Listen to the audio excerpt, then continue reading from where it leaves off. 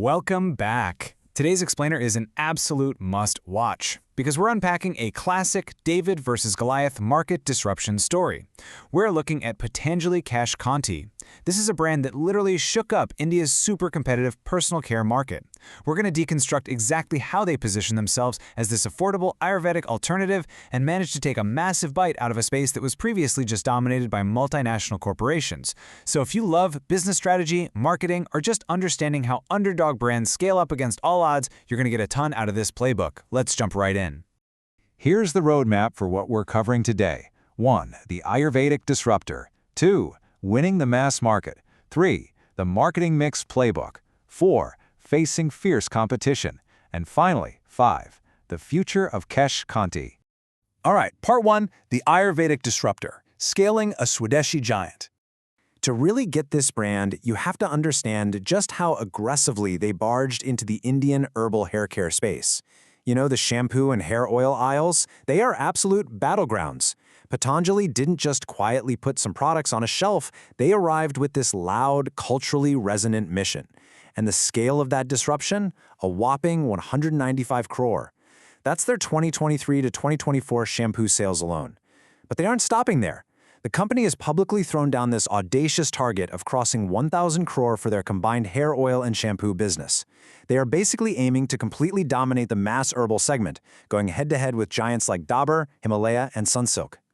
Now, this explosive growth didn't happen by accident. It was built on a brilliant foundation, the Swadeshi movement. Essentially, this is an economic strategy focused entirely on domestic production and national pride. Patanjali heavily leveraged that exact sentiment, pairing it with the immense personal brand equity of their founder Baba Ramdev and the broader booming yoga culture. Think about the strategic advantage here. They didn't have to spend decades building trust from scratch. By tying the brand to a highly trusted figure in natural living, consumers felt like they weren't just buying shampoo. They were buying into a healthier, authentically Indian lifestyle. Moving to Section 2, winning the mass market, targeting the heartland. So, to hit those massive sales numbers, we've got to look at their exact STP strategy. You know, segmentation, targeting, and positioning. Who were they actually going after? Well, their core focus was the true mass market. We're talking middle to lower middle income households, both urban and rural. Geographically, they went pan-India for sure, but they established absolute dominance in the Hindi-speaking heartland. And psychographically, they targeted value-conscious families, specifically consumers aged 25 and up. These were people who were getting super wary of chemical-laden products and were just desperately looking for functional, natural solutions for real, everyday concerns. You know, things like dandruff and hair fall. The real brilliance of Kesh Kanti was how they positioned themselves against the heavyweights. Imagine a boxing ring. In one corner, you've got the multinational brands, highly science-led, offering a premium sensorial experience. Tons of foam, synthetic fragrances, but they're increasingly perceived as chemical-heavy. In the other corner, Kesh Kanti planted their flag firmly in herbal and Ayurvedic territory. They leaned entirely into Patanjali's umbrella equity of Prakritika Ashirvad, the blessings of nature. They didn't even try to out-science the science brands. Instead, they disrupted them with pure, functional herbal credentials. All right, Section 3, the marketing mix playbook, the 4-part arsenal. Let's do a rapid-fire breakdown of the 4 Ps that armed this disruption playbook, starting with product. Kesh Kanti's product strategy is all about functional herbal benefits. Their formulas highlight traditional, instantly recognizable Ayurvedic herbs. We're talking amla, shikakai, retha, aloe vera, and neem. The strategy here is crystal clear. Solve actual hair problems at accessible price points, instead of trying to push some fancy salon-style sensorial experience. Plus, by offering everything from tiny 180 milliliter bottles all the way up to huge 650 milliliter family sizes, they made sure there was literally a product for every single wallet. Now, their pricing strategy is where the disruption really takes hold. Kesh Kanti historically positioned itself with aggressive penetration pricing. They were meaningfully cheaper, usually 10 to 30% lower than equivalent multinational or established herbal competitors. That aggressive discount compared to the market leaders is exactly what underpins their massive volume and accessibility. When you combine those low-unit trial packs with highly discounted large economy sizes, you become an absolute force in price-sensitive and rural markets. Once you've got the price right, you need the distribution to match. For place, Patanjali built an absolute omni-channel juggernaut. They utilized an extensive network reaching deep into rural general trade, leveraging their own dedicated Patanjali megastores and going all the way up to modern trade and e-commerce platforms like Amazon. But actually, the hidden weapon here is the portfolio halo effect. Think about it. If a rural shop successfully stocks Dant Kanti toothpaste, they're highly likely to stock Kesh Kanti shampoo too. That dynamic gave them prime shelf space across millions of outlets.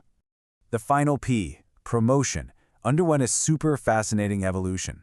Step 1 was just totally foundational. They spent almost zero on traditional celebrity advertising. Instead, they relied completely on Baba Ramdev's personal influence, his yoga camps, and massive word of mouth. It was this incredible high-trust, low-cost model.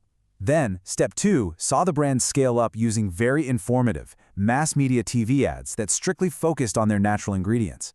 And finally, Step 3 brings us to today. Now they're executing digital campaigns using beauty influencers with hashtags like Tutna Manahe and selectively using celebrity endorsements to grab totally new audiences. But all of this brings us to a rather harsh reality check. Can they win over Gen Z in a rapidly premiumizing market? Because look, while that early disruption playbook was pretty flawless, consumer expectations are shifting fast. What worked beautifully to capture the heartland demographic 10 years ago isn't necessarily what's going to win over the younger, urban consumer today.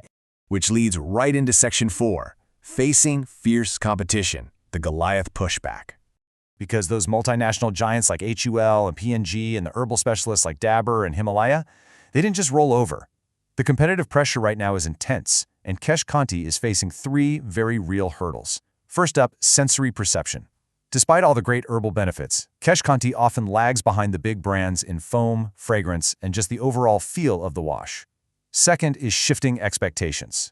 Today's consumers are demanding proven science right alongside natural ingredients. They want clean labels and premiumization. That's a tough pivot for a strictly value-based brand.